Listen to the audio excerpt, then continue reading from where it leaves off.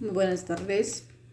En esta oportunidad hablaré justamente sobre el tema de la Corte de Constitucionalidad. La Corte de Constitucionalidad está sus antecedentes, sus conceptos, sus funciones, cómo está integrado y sus atribuciones específicas que realiza. En este momento hablaré en específico sobre sus antecedentes históricos.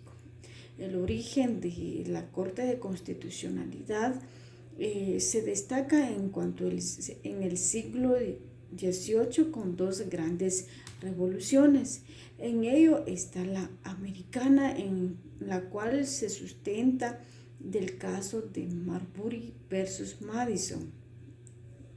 Dos, lo que es la francesa, en cuanto consiste en el denominado sistema político que se basa en la confianza en sus jueces. La voluntad de predominio en las normas que no podía asignarse a los magistrados. Pero en el siglo XX surge un nuevo sistema denominado mixto, que es el actual, adoptado por el sistema guatemalteco. Mediante ello, lo que toma parte de las dos revoluciones. Entonces, podemos decir que también en el año 1920, Hans Kelsen concretó que para Australia una corte de constitucional de carácter jurisdiccional y se adaptó a las demás legislaciones europeas, justamente derivado de las funciones que es la máxima interpretación de la Constitución. Se ha constituido como árbitro necesario de los conflictos generados entre los poderes del Estado. Y para Hans Kelsen son de naturaleza legislativa, destinado a garantizar específicamente que las constituciones no sean falseadas por las leyes inferiores. Entonces, derivamos nuevamente de lo que es un concepto de la constitucionalidad, de la Corte de Constitucionalidad. Se dice que es un tribunal de manera permanente de jurisdicción privativa, cuya función esencial es la defensa de orden constitucional. Actúa como tribunal colegiado con independencia. Esto lo podemos encontrar en el artículo 268 de la Constitución Política de la República de Guatemala. A lo que quiere decir que es de tipo permanente, nos ha dado una determinación que se trata en cuanto a un tribunal preestablecido, cuya función específica está regulada en sí en la Constitución y en la ley de amparo, que conoce ciertos aspectos de amparo e inconstitucionales. La Corte de Constitucionalidad es el intérprete máximo que podemos encontrar en Guatemala y es basado justamente a lo que está establecido en la Constitución Política de Guatemala. Su fundamento lo podemos encontrar, tal como había mencionado, el artículo 268, que son las funciones de la Corte de Constitucionalidad que establece la Constitución Política de la República de Guatemala. El artículo 149, que es la función esencial de la Corte de Constitucionalidad establecida en la Ley de Amparo y Exhibición Personal. Artículo 163, funciones de la Corte de Constitucionalidad, Ley de Amparo y Exhibición Personal. El artículo 272, que son las funciones de la Corte de Constitucionalidad, que está en la Constitución Política de la República de Guatemala. También está el artículo 269, donde nos puede establecer o dar a conocer cómo está integrada la Corte de Constitucionalidad. Justamente está en la Constitución Política de la República de Guatemala.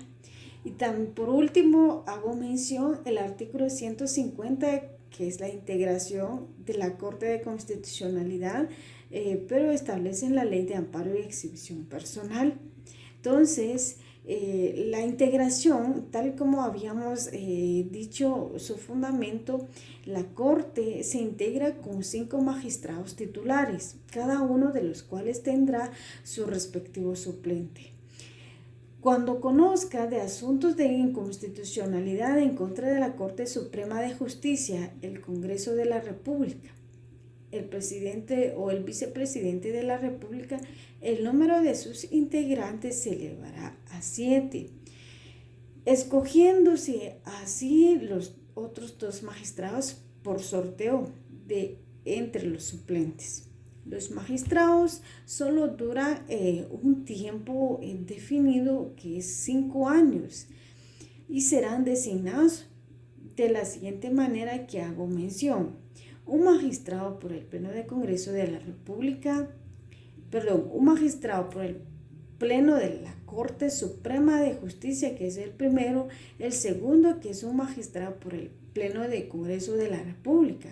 El tercero, que es un magistrado por el Consejo Superior de la Universidad de San Carlos de Guatemala.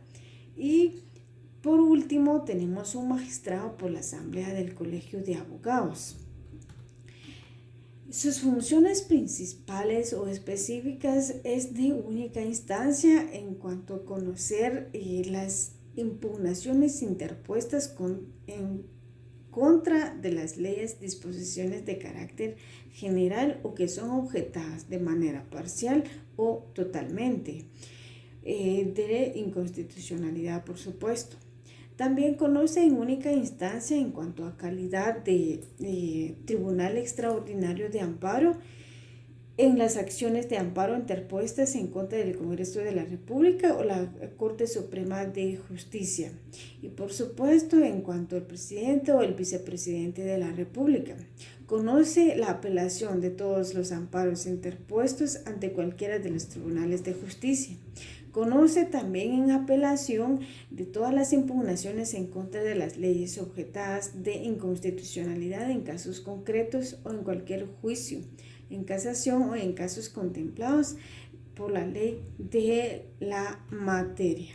Entonces también puede la Corte de Constitucionalidad emitir opinión sobre la constitucionalidad de los tratados, convenios o proyecto de ley.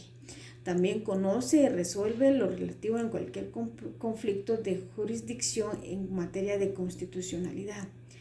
En cuanto también puede emitir opinión sobre la inconstitucionalidad de las leyes vetadas por el Ejecutivo alegando inconstitucionalidad. Podemos decir de último que actúa, opina o dictamina en cuanto conoce todos aquellos asuntos de su competencia que está establecido en la Constitución Política de la República de Guatemala.